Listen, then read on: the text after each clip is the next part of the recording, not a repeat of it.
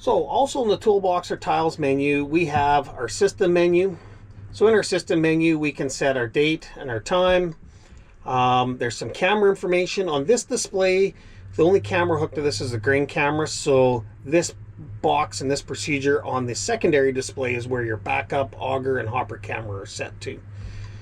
We have our display brightness, night brightness, and our display volume, our units, languages, and some other things that we don't really need to get into. As well on there, if we click on the data button, so on data management, we can go into our grower, our farm, our field, and we can go in and we can delete certain guidance swaths if we want. We can delete tasks, we can delete fields, we can delete complete growers. So highlight something, hit delete, they're gone. That's where we will manage our data.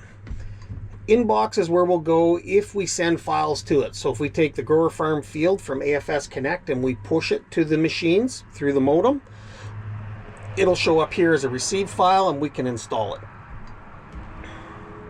Import, if we're pulling data off the card, so we want to pull in grower farm fields off a data card, we can do that, thumb drive. Export, this is where we can push our vehicle profile or run screens out to a thumb drive and move them to another combine or save them for a next combine, that sort of thing. Product library, we're not going to use that. Crop type filter, this is where you can go in and filter down your crop list. So I've already done this one, so I hit deselect all and I went through and I picked the crops that I think we're going to run. Soybeans, canola, flax, grains other I would use for canary, lentils, oats, chickpeas, field peas, wheat, wheat durum, winter wheat, spring wheat. Once those are done, checked off, we can go back in, and then when we hit our drop down on our crop type, it'll only have the crops that we have rather than this big long ugly list. The other thing I'm going to talk about, yield and moisture calibration.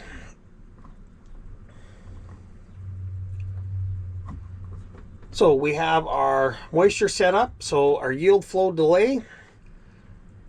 We have yield and moisture installed. Initial crop settings for wheat, our trade moisture, and our trade weight. So we may need to mix with these if we're, say, using wheat for lentils, because we want to cheat automation and run use automation to do lentils, which isn't a supported crop. You just got to go and make sure that your trade weight and trade moisture are set properly for that crop. So not what your lentils are busheling out at, but what they sell at. So lentils, wheat, I believe are both 60 pounds per bushel. Under the calibration, we do have a flow delay calibration, which basically you follow the instructions on that. It walks you through that. You hit start when the crop first hits the cutter bar, and it measures how long it takes product to get from the cutter bar to the hopper. So essentially that adjusts that, flow delay time. So your mapping should be a little bit more accurate. Yield moisture calibration. We can either start a new calibration load or use an existing load that's in there. Now currently I don't have any. So if I add a load, there's a load in here.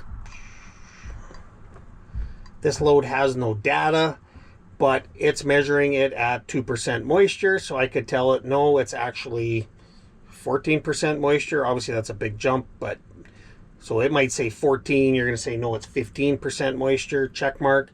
It's going to say I have 10,000 pounds. You're going to dump it in the grain cart and say, no, it's 11,000 pounds. It'll give you a percent difference. Hit the check mark, hit next, and you're calibrated. So fairly simple.